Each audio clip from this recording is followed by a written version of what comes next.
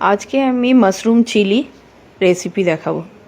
প্রথমে সাদা তেল কড়াইতে দিলাম, তার মধ্যে রসুন কুচি আর আদা কুচি দিলাম।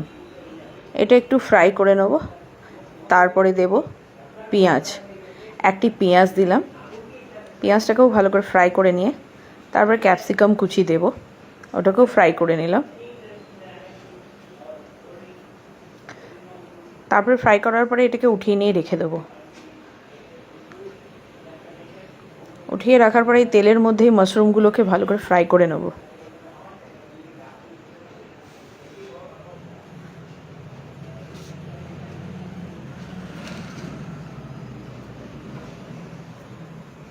মাশরুমগুলো ফ্রাই হয়ে গেছে, এবারে মাশরুমগুলোকে উঠিয়ে রেখে দেবো।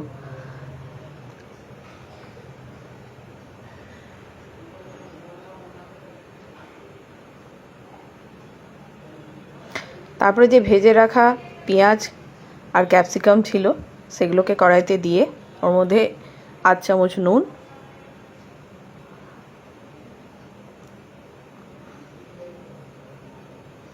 8 চামচ সয়া সস,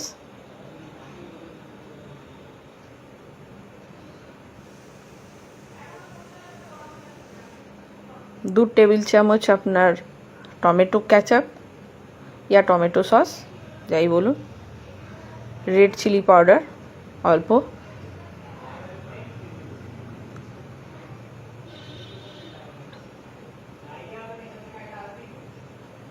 মাশরুমগুলোর মধ্যে দিয়ে দেব। মাশরুমগুলো ফ্রাই করে নেব।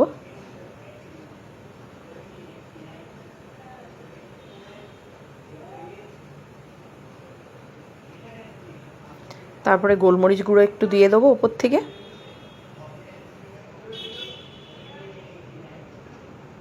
আধ চামচ চিনি দেব।